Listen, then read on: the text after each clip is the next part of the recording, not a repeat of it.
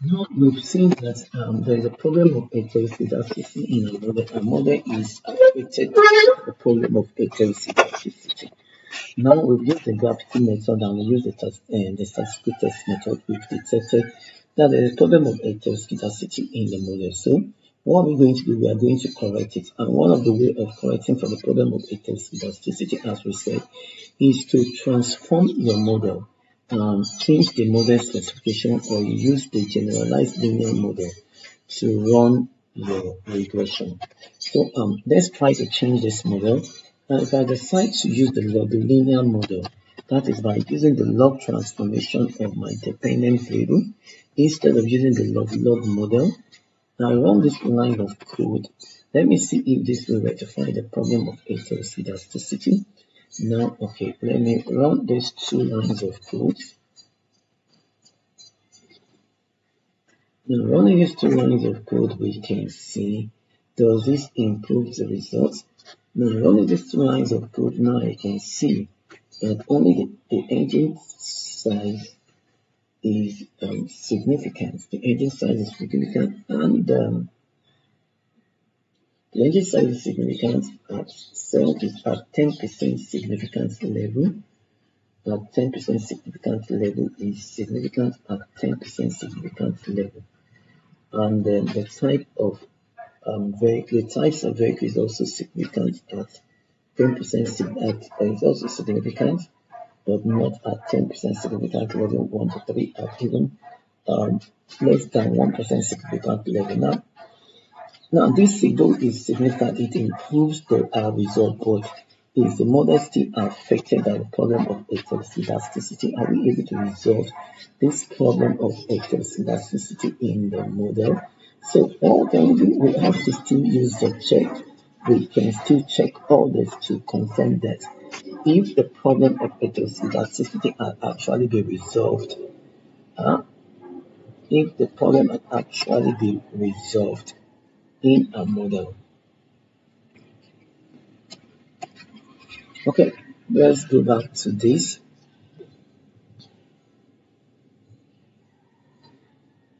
Let's first of all run this. Wow, now it's telling us warning, heteroscedasticity, non-constant error. So instead of there is heteroscedasticity in that model, this new model of ours is still affected by the problem of heteroscedasticity. We can decide to diagnose that further. You can see that at 5% significant level, we reject the null hypothesis of heteroscedasticity in our model at 5%. So at 10% significant level, we can accept that our model does not have the problem of heteroscedasticity at 10% significant level.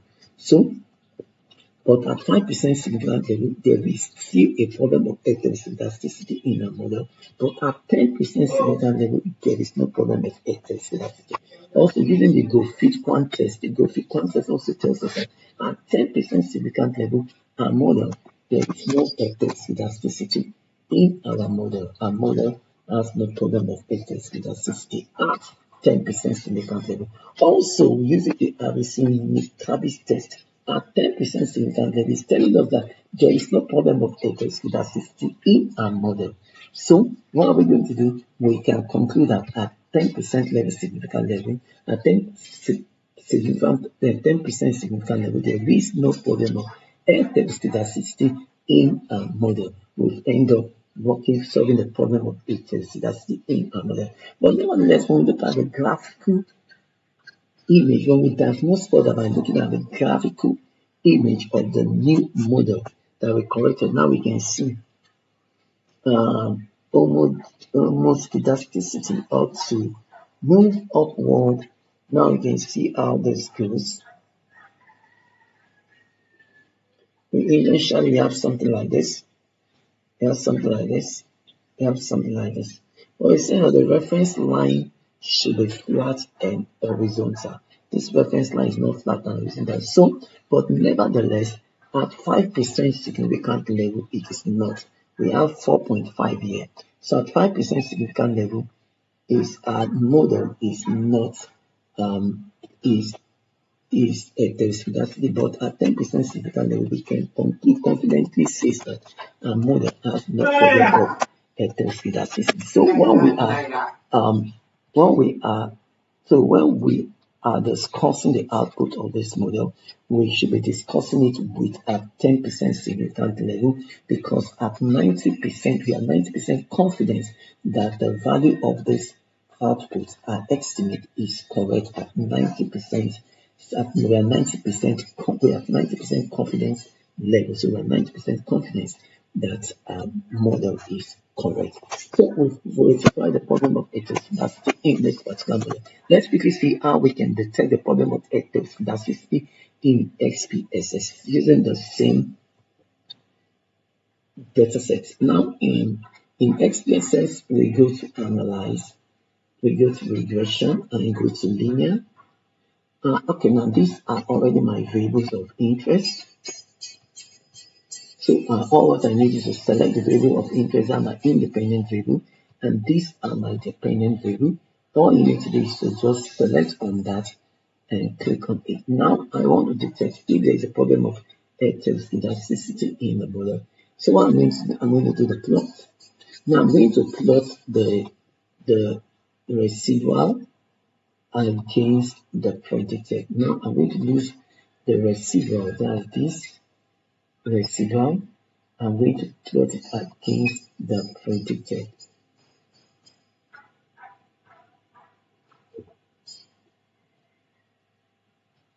Now I'm going to check these two, the histogram and the normality.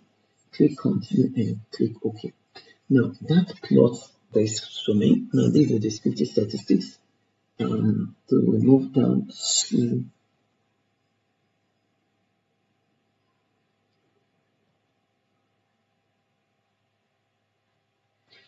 this is the standardized residual. We plotted against the predicted trial. Now you can see this, that there is a problem of heteroscedasticity in the model because of the scatter plot, the way the scatter plot does.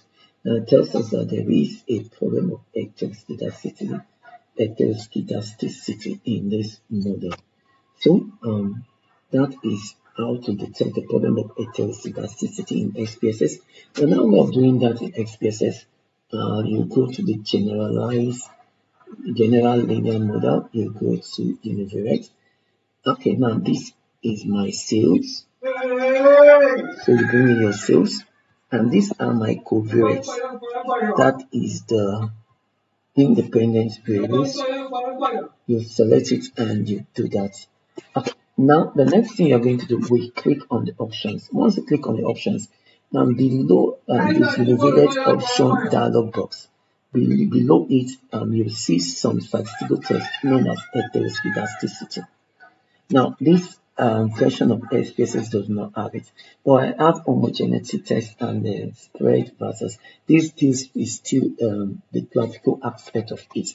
But to use the statistical test in SPSS, below this the higher version, the other version, higher version, probably let me say higher version of SPSS. My version of SPSS doesn't have it. Below it there is the statistical test you can use. All you need to do, once you're done, you click on continue and you click on OK. But when you click on OK, that will give you the statistical test, the statistical output of that, and you're ready to see if there is a heteroscedasticity in your particular model. So this is how to detect the problem of heteroscedasticity in SPSS and in R. So let's look at the problem of autocorrelation. Now, when dealing with autocorrelation in SPSS, first and foremost, about what is autocorrelation. Now let's move further and let's talk about autocorrelation. Now autocorrelation is similar to the problem of multicollinearity. Not similar. Multicollinearity deals with your independent variable, that your independent variable, there should be no exact relationship among your independent variable. While autocorrelation is dealing with your random error term, your random disturbance error term. Why the multicollinearity is dealing with the independent variable, is talking about your x variable, your x's. why the autocorrelation talks about this with a random error term, the disturbance error term. It's saying that the error term should not be correlated with each other. So once your error terms are correlated with each other, that violates the assumption of no autocorrelation in your model. So that violates that assumption of no autocorrelation in your model. So now, if there is a problem of autocorrelation in your model, the effect is similar to that of heteroscedasticity.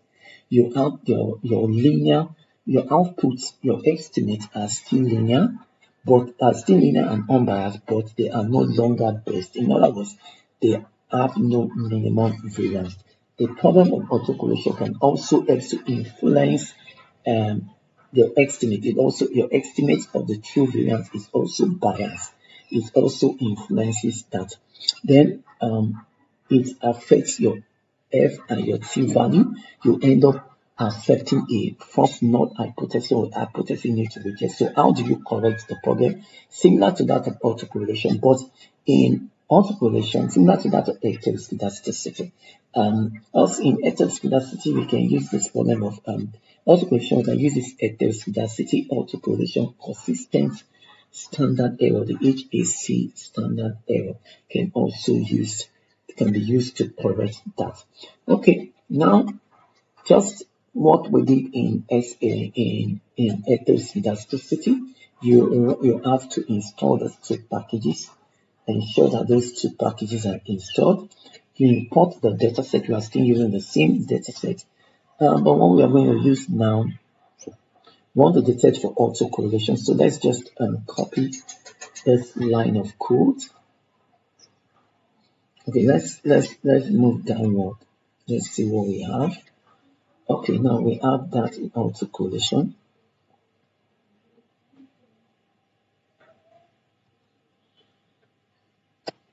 So that's a similar. What we did in data seems similar. So we run this line of code. We check for this model. We did that. We simply check for the model. We can see the problem of autocorrelation. That should be inside. We can view this by zooming out. Okay, that should be inside the line. Okay, now doing that, let me zoom in. So for check for the problem of autocorrelation, here we have to now use check autocorrelation, and we use the R10. But first and foremost, let's run this. Now that runs the statistics.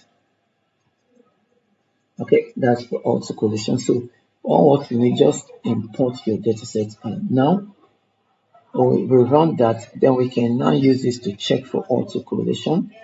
And it's telling a warning, autocorrelation residual is detected at 1% signal. And mean that there is a problem of autocorrelation in our dataset, but we can't plot for that. If we try plotting for this, it will tell us that you can't plot for autocorrelation for now. R doesn't have that to plot for autocorrelation. Now it's telling us there is currently no plot method for check in autocorrelation in R. So we can do that currently in R. Okay, now we've already done this like mutate. So how to resolve for the problem of autocorrelation? You do model specification. You can use the log model. So you use the log linear model. Now you can see using the log linear model, we run this line of code. Now, running that line of code, just as we did for heteroscedasticity, we can now check does this model still affected by the problem of heteroscedasticity or autocorrelation. Let's check it one more time.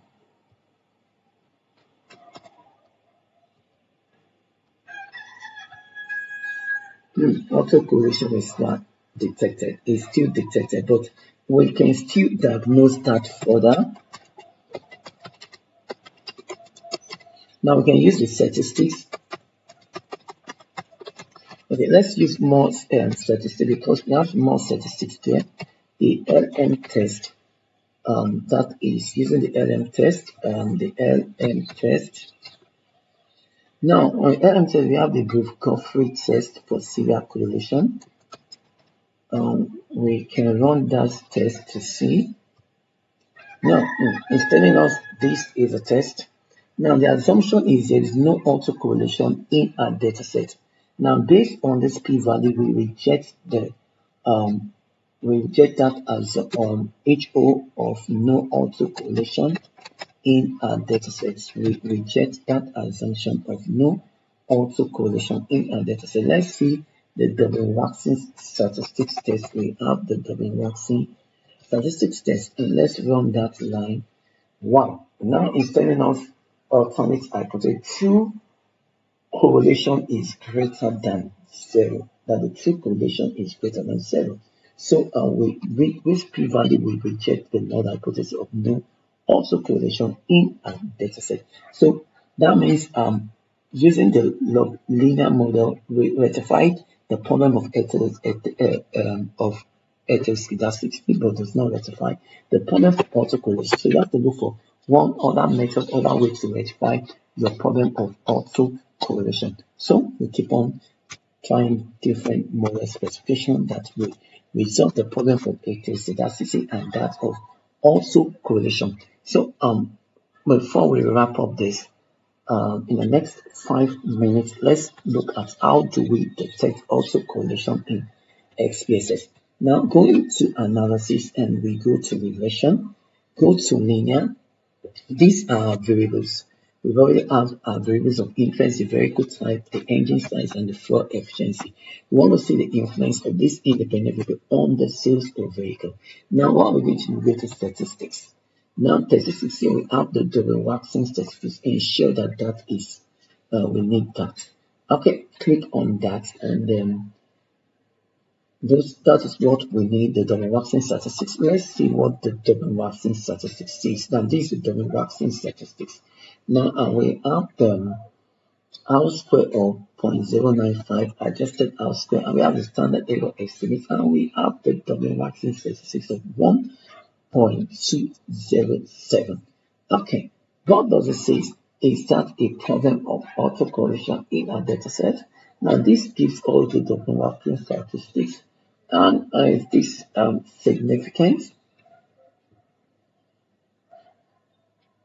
Now, this represents the estimates.